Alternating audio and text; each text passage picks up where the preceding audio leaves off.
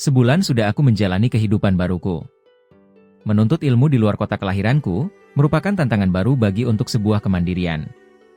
Aku harus mampu menggunakan biaya yang sangat minim untuk kehidupan kota yang seramai ini. Aku kos dengan memasak sendiri untuk memenuhi segala kebutuhan bekal harianku. Aku harus mampu memanfaatkan keberuntungan yang kudapat, yaitu jalur undangan tanpa testing masuk SMA Negeri 1 Depok. Aku mendapat undangan tanpa testing ini dari Kepala SMP Negeri 1 di Kabupaten Subang, Jawa Barat, berhubung akulah pemegang nilai tertinggi CSMP Kabupaten Subang. Tak saja tanpa testing, aku juga ditawari beasiswa penuh 1 semester apabila berhasil mempertahankan prestasi belajarku setidaknya dalam 5 besar ranking sekolah dalam semester pertama dan beasiswa penuh 3 tahun apabila berhasil mempertahankan ranking 1 dalam kelas selama 4 semester.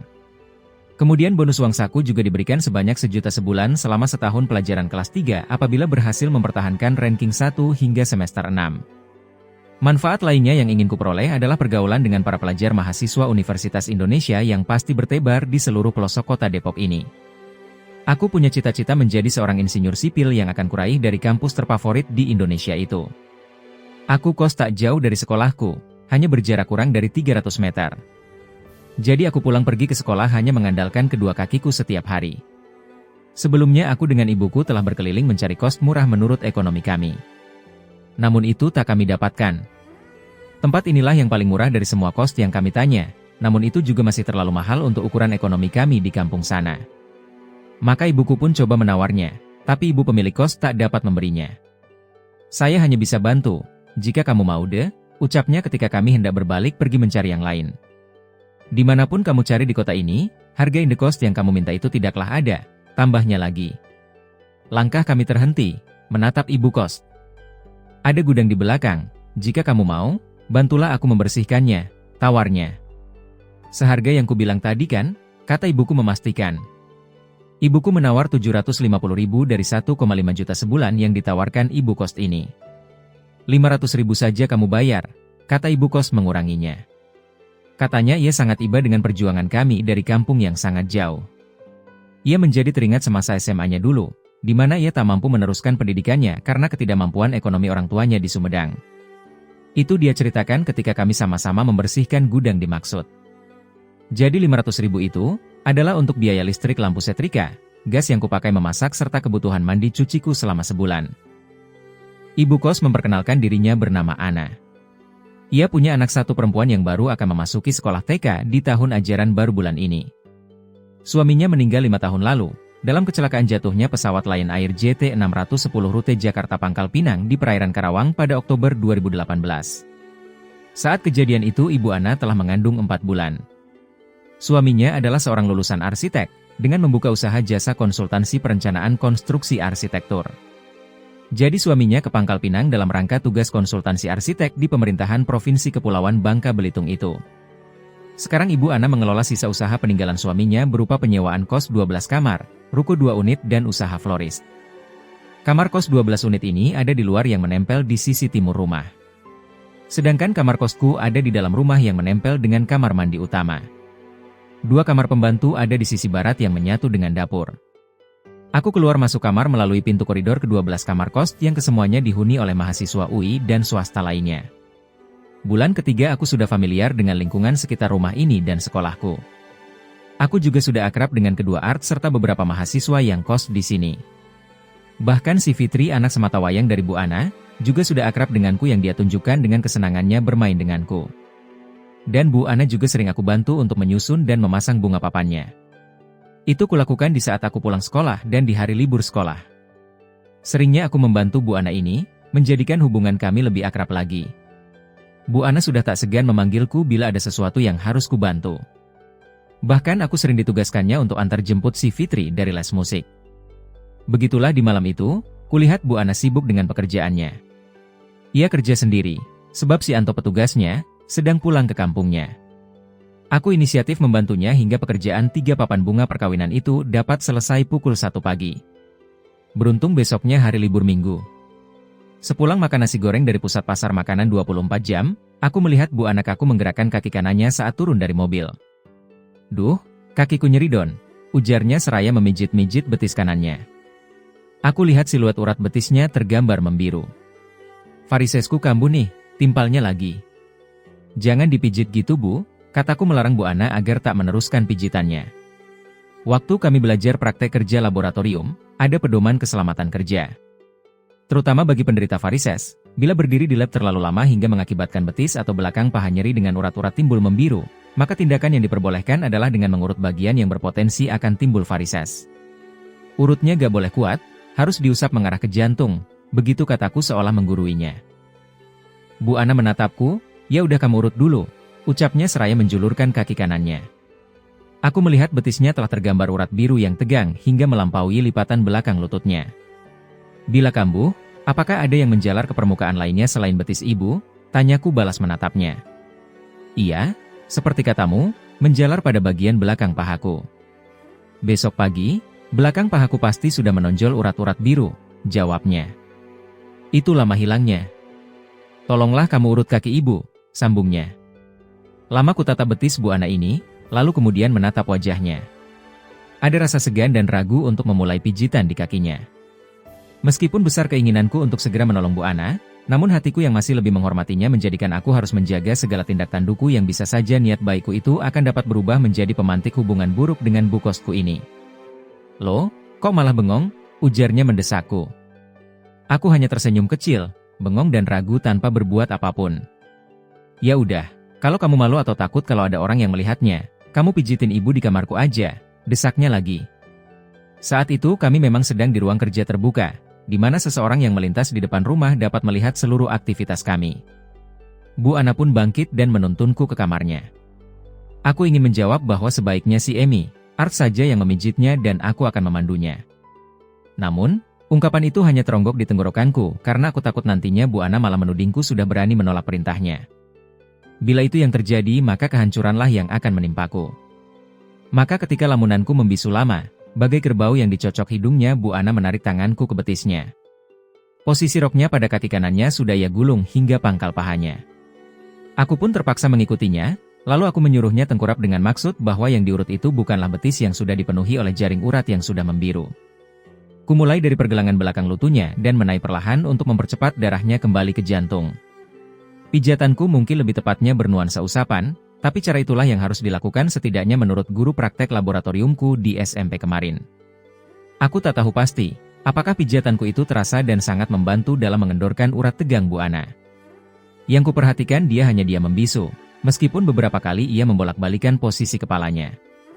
Memang, kepalan tangan kirinya gak henti-henti meremas sudut bantalnya. Aku terus mengusap pahanya, hingga kulihat tangan kirinya sudah lama berhenti meremas-remas, dan tarikan nafasnya menggambarkan bahwa ia sudah tertidur. Ia kelelahan, seharian kerja berdiri, bisikku di hati. Mengetahui ia sudah tertidur, aku meraih lipatan selimut yang di sebelahnya. Kututup seluruh badannya yang telungkup itu. AC pun kustel serendahnya. Sebelum lampunya kuganti dengan lampu tidur, kutatap wajahnya yang lelap, miring mengarah padaku. Kecantikan wajahnya masih tak luntur dan sepantasnya ia tidak bekerja sekeras ini, gumamku membatin seraya mengganti cahaya kamarnya menjadi lampu tidur. Jelang tidur di kamarku, terlintas pikiran kepada Bu Ana. Ia cantik, masih muda dan punya usaha yang dapat menunjang kelayakan hidupnya. Ia pernah bilang bahwa suaminya menikahinya di usia 19 tahun. Ketika ia merantau ke Depok ini sehabis ia memutuskan tidak melanjutkan sekolahnya karena ketidakmampuan ekonomi orang tuanya. Awalnya ia bekerja sebagai SPG dari sebuah produk rokok elektrik. Sebagai SPG, telah menjadi syarat bahwa postur dan wajahnya harus di atas rata-rata. Berpenampilan menarik dan enak dipandang. Momen inilah yang mempertemukannya dengan suaminya itu. Tak sampai setahun mereka pacaran, suaminya itu menikahinya. Sayang, suaminya begitu cepat dipanggil Yang Kuasa. Tapi, mengapa sebegitu lama ia bertahan menjadi janda? Sudah 3 bulan lebih aku kos di sini, tak seorang pun pria yang datang sebagai tamu spesial ke rumah ini. Sejak aku melakukan pemijitan kaki Bu Ana di malam itu, ia terlihat lebih segar sehari-harinya dengan dandanan khasnya. Ia bahkan menjadi royal senyum manakala kami berpapasan. Dan satu hal yang tak biasa ia lakukan di saat ingin mandi, ia melintasi pintu kamarku hanya menggunakan lilitan handuk di dadanya. Ia tak biasa mandi di kamar mandi sebelah kamarku, tapi sejak itu Bu Ana jadi rajin menggunakan kamar mandi ini. Bahkan nasi kotak pun kerap ada di pintu kamarku di saat aku pulang sekolah. Sebulan berlalu setelah agenda pijit tersebut, Bu Ana memanggilku pelan ketika melintasinya saat aku masuk melalui pintu utama. Aku sudah sering keluar masuk kamar melalui pintu ini. Doni, nanti malam sehabis tugas-tugasmu selesai semua temui aku ke ruang tamu. Ada yang ingin kubicarakan, kata Bu Ana pelan memberi pesan padaku. Aku hanya diam mengangguk, lalu masuk meninggalkannya. Saat di kamar, jantungku berdegup kencang, tidak pernah Bu Ana memanggilku dengan pesan seperti itu. Sekitar pukul 11 malam, setelah jendela dan pintu gerbang aku tutup, aku ke ruang tamu memenuhi panggilan Bu Ana. Dengan debaran jantung yang tak beraturan, aku sapa Bu Ana yang sedang bobo santai nonton TV. Kamu sudah datang, Don? Jawabnya seraya bangkit dan duduk. Duduklah dan itu tehmu, nyaris dingin. Katanya menyambutku. Kulihat Bu Ana begitu anggun di malam itu dengan daster tipisnya. Ada semangat keceriaan di wajahnya, padahal tadi siang Bu Ana terlihat mumet kelelahan. Saya ingin bicara tentang pembayaran kos kamu, begitu Bu Ana memulai keseriusannya. Seperti kuduga, pastilah masalah itu yang akan dibicarakan, menyangkut sewa kamarku yang tidak pernah tepat waktu. Bulan kedua dan ketiga telat, bulan keempat dan kelima macet hingga kini belum terbayar. Di kampung memang sedang sulit, ada banjir besar yang melanda seluruh sawah dan kebun, sehingga petani gak bisa bekerja seperti semula. Ibunya di kampung sudah berusaha keras, namun tak membuahkan hasil. Maaf Bu, kampung kami sedang dilanda banjir bandang yang membuat para petani gak bisa kerja. Tapi saya akan berusaha secepatnya, Bu. Begitu jawabku memohon kemurahan hati Bu Ana untuk melonggarkan waktu. Aku sendiri pun tak tahu dari mana harus mendapatkan uang sebesar itu dalam waktu yang singkat. Namun perkataan Bu Ana selanjutnya membuatku terkejut. Saya tidak memanggil kamu untuk menagih itu, ujar Bu Ana yang seketika langsung mencairkan pikiranku yang sedang kalut. Aku sudah melihat kegigihanmu untuk belajar. Semangatmu telah menutupi semua kekurangan orang tuamu. Di tengah kesibukan belajarmu, kamu masih sempatnya membantuku walau itu tak kuminta. Dan kamu juga telah memperlihatkan sebuah dedikasi yang penuh tanggung jawab. Kau telah membuatku menjadi lebih nyaman dan aman di rumahku ini. Kau berbeda dengan para cowok yang kelihatannya dari segi usia lebih dewasa darimu, tetapi mereka ujung-ujungnya hanya mengincar harta peninggalan suamiku. Aku menyukai cara-caramu di rumah ini, begitu Bu Ana memujiku. Ada kebanggaan tersendiri mendengar paparan ibu kos ini, di mana itu telah mendorongku untuk lebih banyak lagi membantu bu kosku ini. Saya ingin menawarkanmu sesuatu, bila kamu mau terima itu. Bu Ana melanjutkan pembicaraannya yang membuatku menjadi deg-degan lagi. Apa gerangan yang ingin ditawarkannya itu? Begitu hatiku membisik. Tapi kamu harus berjanji dulu untuk 3 hal. Bila kau menyetujuinya, Bu Ana semakin membuatku lebih penasaran. Aku setuju dan mau berjanji, Bu, kataku menimpalinya cepat. Loh, kok nafsu banget? Apa kamu sudah tahu apa yang akan saya tawarkan? Begitu Bu Ana berkata seraya menatap mataku. Aku tertawa kecil dan berkata, belum Bu, tapi aku yakin Ibu pasti tidak akan mengirimku ke neraka kan? Jadi aku sangat mau ucapkan janji itu. Mendengar kataku, Bu Ana kulihat senang dengan kedua bibirnya menahan senyum kecilnya. Oke, berjanjilah dulu ya. Pertama, kau tidak boleh membawa teman wanitamu ke rumah ini. Siapapun itu, kecuali saudaramu dari kampung. Kedua, kau tidak boleh menolak apa yang kuperintahkan. Dan ketiga, ini rahasia kita berdua dan kau tidak kuperkenankan untuk membicarakannya dengan siapapun termasuk keluargamu. Bu Ana ucapkan ketiga janjiku itu dan aku pun mengikuti ucapannya seraya mengangkat tangan kananku dengan 2 jarinya mengembang. Bu Ana tertawa kecil.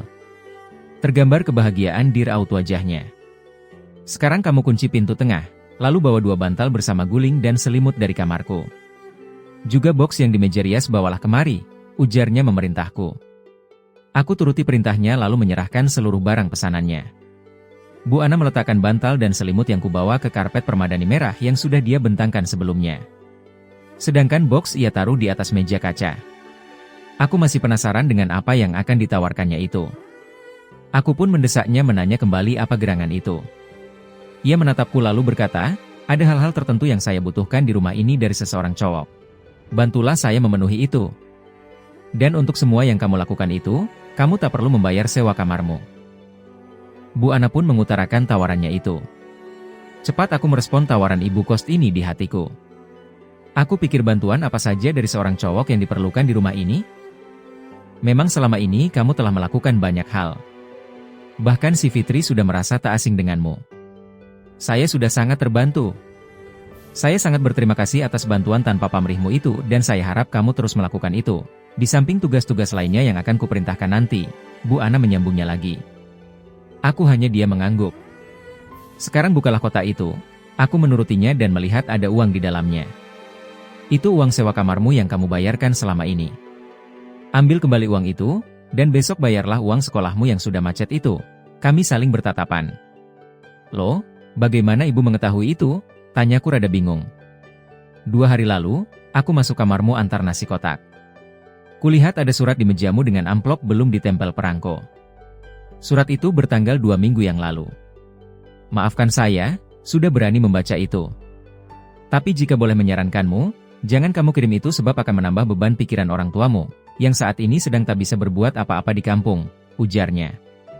Hatiku membatin, sungguh mulia hatimu Bu Ana. Apakah itu cukup menutupi kewajiban sekolahmu yang belum terlunasi? Lebih ibu, jumlah itu masih akan tersisa 200.000 lagi, jawabku. Pakailah sisanya untuk kebutuhanmu yang lain. Dan ini, ada 1 juta. Kirimkan ini kepada orang tuamu, agar bebannya bisa berkurang. Bu Ana merogoh kantong dasternya dan mengeluarkan uang yang dia taruh menyatu dengan uang di box. Terhadap semua ini, ingat janji ketiga yang baru kau ucapkan itu, katanya tersenyum. Sungguh senang Doni menerima semua pemberian Bu Ana ini. Dalam hatinya mengatakan bahwa ia akan sepenuhnya mengabdikan dirinya terhadap Bu Ana. Dan akan ia lakukan seumur hidupnya, sepanjang Bu Ana masih berkenaan dengan dirinya di rumah ini. Apapun perintahnya ia akan turuti dan akan mengutamakan pelaksanaan dari perintah itu. Tapi ada hal-hal tertentu di mana Doni ingin melaksanakan perintah, tapi ia menjadi gamang bila itu melibatkan diri Bu Ana. Oh ya, kemarin usapanmu yang di pahaku itu begitu hebat Don. Kamu membuatku terlena. Ada sensasi yang lama telah hilang, tetapi kemarin itu tiba-tiba muncul kembali. Kuharap kamu mau mengulangi itu kembali untuk seluruh tubuhku. Bantu saya Don, kuingin sensasi itu datang kembali di malam ini. Lakukan lagi itu Don. Begitu perintahnya. Ia pun rebahan dan menelungkupkan badannya dengan wajah menghadap ke TV. Tapi aku ragu bahkan canggung untuk memulainya. Betapa aku sangat menghormati Bu Ana, sehingga aku tak mau hal sepele dapat membuatnya murka. Loh, kenapa diam? Ujarnya dengan menatap kebingunganku. Itu Bu, daster ibu, jawabku memberi kode bahwa aku sangat sungkan untuk menggeser daster yang menutupi pahanya. Nanti-nanti pun kamu akan menyingkapkan itu Don, latihlah dirimu dari sekarang. Hilangkan rasa sungkan dan rasa malu padaku bila hanya kita berdua. Buang semua itu.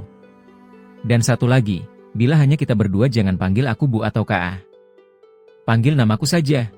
Ayo kamu singkap saja dasterku semaumu, ujarnya kembali tengkurap. Aku hanya diam. Rasa hormatku padanya sungguh tinggi, tetapi aku juga tak ingin mengecewakannya. Terlebih aku sudah berjanji dan niatku sungguh akan mematuhi semua janjiku itu. Permisi ya Bu, dasternya aku geser ke atas, ucapku pelan. Tuh kan, kamu sudah gak mau patuhi janji, begitu timpalnya. Iya, maafin ya Mbak, kataku lagi. Bu Ana bangkit lalu mencubit betis kananku. Nih, hadiah untuk pelanggaranmu, ujarnya. Ia tak melepas cubitannya bahkan berkata, saya tak akan melepas cubitanku sebelum kamu memanggil namaku dengan benar, katanya seraya senyum kecil. Aku pun meringis kesakitan, lalu buru-buru mengatakan, maafin ya Ana. Barulah Bu Ana melepas cubitannya dan telungkup kembali setelah terlebih dahulu menghapus-hapus betisku bekas cubitannya. Aku pun memulai tugasku, memijit seluruh belakang tubuhnya yang dimulai dari paha belakangnya menuju leher dan kepala. Melihat kemolekan dan kelembutan kulit tubuh Bu Ana ini, sesungguhnya juga menjadi faktor yang membuatku lebih canggung dalam melakukan tugasku. Ada perasaan yang timbul di mana itu belum pernah aku rasakan selama ini. Dan perasaan itu berbeda di malam ini jika dibanding dengan perasaan saat menatap tubuhnya yang hanya memakai segitiga pengaman dan penutup dada saat di kolam renang. Bu Ana sudah 4 kali mengikutkanku ke kolam renang, saat membawa anaknya si Fitri belajar berenang. Tapi perasaanku di malam ini telah membuatku gelisah, hingga terkadang tidak fokus memijit tubuh Bu Ana. Mungkin Bu Ana sangat merasakan kegamangan usapan jemariku itu, sehingga dia menyuruhku agar aku duduk di bokongnya saja. Aku menuruti perintahnya seraya mencoba menghilangkan perasaan gelisahku. Tapi hanya sebentar aku bertahan memusatkan konsentrasi, sebab pada setiap inci usapan jemariku telah menimbulkan denyutan yang meronta-ronta pada bagian lain dari tubuhku. Ada gelombang baru dari perasaan yang menggelisahkan pikiranku. Tapi aku masih dapat menyelesaikan tugasku meskipun itu dengan hasil yang tidak maksimal. Ketika aku lihat jemari Bu Ana sudah diam tak lagi meremas-remas bantalnya, serta tarikan nafasnya sudah normal, aku pun bangkit mengambil selimut lalu membentangkan ke tubuhnya yang dasternya tidak kukancing lagi. Aku mengiranya sudah pulas tertidur. Namun di saat aku hendak beranjak meninggalkannya, tangannya cepat menggenggam pergelangan mata kakiku yang berdiri di sisi kepalanya. "Janganlah pergi, temani aku malam ini," ujarnya tak melepas kakiku. Aku pun menuruti kemauannya itu lalu rebahan di samping kanannya. "Don," ucapnya pelan di dekat wajahku. Sepertinya di malam ini pikiranku lagi galau. Kurasakan ada suamiku di sini. "Bantulah aku," bisiknya. Aku lihat ada air mata yang menetes mengaliri pipi dan hidungnya. Aku menjadi sangat iba. Aku pun bertanya apa yang bisa kuperbuat untuk membantunya agar normal kembali. "Matikan dulu lampunya, gantilah dengan warna kesayangan suamiku itu." Aku mengikutinya sehingga ruang tamu ini menjadi diwarnai merah, kuning dan biru yang temaram. Aku kembali ke posisi tidurku. "Topangkanlah lutut kakimu ke atas pahaku, lalu rangkullah aku," ujarnya lagi. "Tapi aku sangat menghormatimu, Ana," jawabku pelan. "Lakukan saja, kuingin rasakan pelukan suamiku malam ini." Aku pun melakukan semua kemauannya. Kuusap lengannya, bahunya, rambut dan alisnya sesuai maunya. Di saat jemariku mengusap pipinya yang basah tersirami air mata, ia menggenggam tanganku erat seolah tak ingin tanganku itu berpindah dari pipinya hingga ia tertidur pulas. Malam itu, aku temani Bu Ana tidur, bersama dalam satu selimut. 3 hari setelahnya, tepatnya di hari Jumat sore, Bu Ana mengajakku ke kebun bunganya di Sumedang. Katanya ada pesanan bunga hidup yang akan dikirimnya ke Bali. Kebun bunga ini adalah peninggalan suaminya. Ada 3 titik lokasi kebun peninggalan suaminya itu. Totalnya hampir 2 hektar dan semuanya di Sumedang. Kebetulan saja di hari Sabtunya, kelasku libur karena guru penataran ke Jakarta terkait persiapan ujian semester. Fitri ia titip ke Bibi Ratih, Art. Perjalanan kami hampir 5 jam, karena adanya macet dan beberapa kali berhenti di beberapa titik peristirahatan. Di Sumedang, Ana check-in pada sebuah hotel melati. Sepertinya Ana tidak segan lagi denganku menginap dalam satu kamar yang tentu juga akan tidur seranjang. Juga ketika melepas bajunya hendak mandi, ia menanggalkannya di depanku lalu melilitkan handuknya sambil melangkah ke kamar mandi.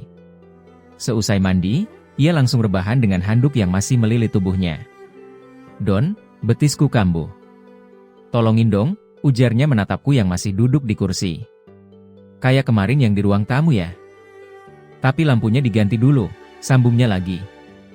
Aku dengan sigap menurutinya. Namun betapa aku sangat kaget ketika menyibah handuk ke bokongnya. Ternyata Ana tak memakai segitiga pengamannya. Aku pun bengong terdiam membisu. "Hayo, kok bengong? Lakuin saja," katanya ketika tahu diriku sedang bingung. Aku pun terpaksa memulainya tapi dengan tatapan yang kualihkan ke tembok dinding. Sengaja aku percepat memijit bagian belakang kedua paha Ana, sehingga segera bisa beralih memijit area punggungnya. "Sepertinya jarimu gak bertenaga deh," katanya ketika tanganku mengurut punggungnya. "Kamu duduki aja bokongku biar tanganmu bisa fokus," ujarnya lagi. "Tapi lepas saja celanamu, kamu pakai sempak saja." Aku turun ranjang lalu membuka celana pendekku. Dan saat itu juga Ana membuka lilitan handuknya namun tetap membiarkannya menutupi seluruh bagian belakang tubuhnya itu. Dalam mengikuti maunya, aku pun menduduki bagian bawah bokongnya lalu memiringkan tubuhku ke depan agar mampu memberi kekuatan pada jari-jariku. Tapi posisiku itu malah membuatku menjadi tak fokus. Pikiranku menjadi terbagi 2. Pertama konsentrasi pada jari dan sisanya berpikir bagaimana meredakan denyutan yang semakin kencang di pangkal pahaku. Ku coba memijit kedua bahunya dengan maksud untuk menggeser posisi dudukku ke bagian atas dari pinggangnya. Tapi tangan Ana tiba-tiba menggenggam pergelangan tangan kananku hingga tak leluasa bergerak. "Don," panggilnya pelan. "Apa, Na?" balasku sambil mendekatkan wajahku. "Mengapa kamu tak pernah memahamiku?" bisiknya. Dan seketika ia juga membalikkan tubuhnya sehingga menghadapku. Hanya sekejap kedua mata kami bertatapan, ia langsung menarik kedua lenganku yang membuatku jatuh menelung kupinya. Aku tak diberi kesempatan untuk bergerak, bahkan ia menyerangku dengan ciumannya yang sangat liar. Dan tak lama kemudian ia memaksaku untuk menyatu dalam diam. 2 kali Ana membimbingku mengarungi gelombang sensasi lautan biru itu. Yang kedua kalinya kami melakukannya di kamar mandi. Kulihat ada perubahan rona wajahnya saat kulirik di waktu sarapan di kantin. Penuh keceriaan selaras dengan kecantikannya. Rambutnya yang sepunggung itu dia kepang ekor kuda, dicat coklat muda dan merah muda. Tubuhnya juga hanya sedikit lebih pendek dariku, 161 cm dengan berat badan 65 kg. Sesungguhnya aku tidaklah pantas sebagai pilihannya. "Hayo lo, kamu curi-curi pandang ya," katanya tersenyum saat mata kami beradu pandang. Aku hanya tertawa kecil menyambutnya lalu berkata, "Nah, maafin aku ya, tak dapat kontrol diri di saat kau mengajakku senam tadi malam." "Kamu telah lama menyiksaku, jahat," balasnya seraya mencibirkan kedua bibirnya ke kanan. Melihatnya aku cekikikan namun sangat menyimak ucapannya. "Nah," bisikku di hati. "Bukan aku tak memahami, dan sesungguhnya akulah yang paling menderita. Kau menyuguhkan dari apa yang tak pernah ku alami bahkan tak pernah kupikirkan selama ini. Betapa tersiksanya aku di sampingmu saat itu aku tahan demi menjaga rasa hormatku padamu. Tetapi, bila rasa hormatku itu ternyata menjadi bagian penyiksaan bagi dirimu bahkan kamu menudingku sebagai pria jahat, aku mohon maaf. Ku berjanji, aku tak akan menyiksamu lagi.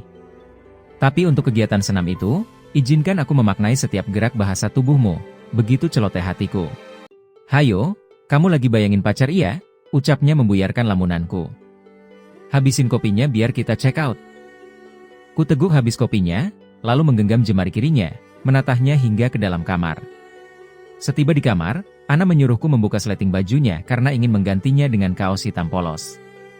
Aku melakukannya namun, perintah itu kuartikan sebagai bahasa tubuh yang ingin mengajakku untuk bersenam ria kembali. Maka ketika sletingnya telah menganga lebar, aku langsung merangkulnya dari belakang lalu menghujani lehernya dengan ciuman liarku. Ana hanya merintih cekikikan namun membiarkanku menyelami setiap jengkal kulit tubuhnya. 2 kali kami terhempas lagi, dan kedua ronde itu akulah yang memulainya. "Ih, ternyata kamu ganas," ucapnya saat kami di mobil menuju kebun bunganya. "Tapi kamu suka kan?" balasku meledeknya. Hahaha, Ana tertawa lebar, senang dengan ucapan terakhirku itu. Bunga yang mau dipanen adalah dari kebun 3, karena disinilah budidaya jenis bunga yang dipesan itu. Namun sebelum menuju ke sana, ia mau meninjau dulu kebun 1 dan kebun 2. Bunga di kebun 1 begitu indah mekar berseri sambut hangatnya mentari pagi. Kebun ini dikelilingi tembok beton setinggi 2,5 meter. Tata letaknya begitu rapi, sepertinya ditangani oleh orang yang sungguh ahli di bidang seni pertamanan. Setelah mengukur sampling kadar air tanah dan pH-nya dalam kondisi baik dan normal, serta tidak ada hama yang menyerangnya, kami pun meninggalkannya menuju kebun 2. Sama seperti kebun 1, pada kebun 2 lokasinya juga dikeliling tembok yang sama tingginya. Hanya pada bagian tengah kebun ini ada pondoknya dari kayu. Luasnya juga hampir sama dengan kebun 1. "Gendong," kata Ana dengan nada manjanya. Aku menurutinya menuju pondok itu. Di kampung, pria di seusiaku telah terbiasa mengangkut beban padi dalam karung seberat 70 kg di pundak. Maka tidak ada pria yang tak berotot di kampungku. Jadi menggendong Ana yang tidak gemuk itu, tidaklah masalah bagiku. Perlahan kubaringkan Ana ketika sampai di pondok itu, di mana Ana melingkarkan kedua tangannya di leherku. Aku langsung menghujani bibirnya dengan ciumanku. "Untuk upahnya," kataku mencumbuinya. Ana membalas dengan mengulum bibirku, lalu membimbingku bercocok tanam. Kami terhempas di hamparan semerbak bunga ini. Suatu sensasi cinta yang tak akan mungkin dapat kulupakan di sepanjang hidupku. Di kebun 3, Burhan si petugas kebun, sudah menanti kedatangan kami. Ana memberi pesan tentang hal apa yang harus dilakukannya dan Burhan mengangguk tanda memahami perintah Ana. Sepertinya Burhan telah berpengalaman lama dengan Ana. Karena ia tak butuh lagi arahan yang panjang lebar dari Ana. Aku pun diperkenalkannya pada Burhan dengan pesan mungkin suatu saat Ana menyuruh aku sendiri ke kebun ini, sehingga aku sudah mengenal siapa orang yang akan kujumpai. Hari itu sekolahku ramai dengan kedatangan orang tua murid atau walinya. Kami murid menyambutnya dengan acara pesta seni budaya. Hari ini pembagian raport, hasil ujian semester pertama. Ana, sebagai waliku turut hadir saat itu. Betapa bangga ia dengan prestasi yang kumiliki. Sebelum acara pembagian raport di kelas, di tengah kerumunan orang tua dan murid, Pak Kepala Sekolah membacakan nama-nama murid yang berprestasi mulai dari ranking 3 hingga juara umum sekolah. Aku sangat meyakini bahwa prestasiku dapat meraih ranking 3. Tapi ketika pengumuman yang dibacakan mengarah ke urutan ranking 2 namaku tak terpanggil, aku mulai cemas deg-degan. Aku semakin tidak tenang ketika semua kelas telah dibacakan murid ranking 1-nya. Kelas kami yang terakhir diumumkan.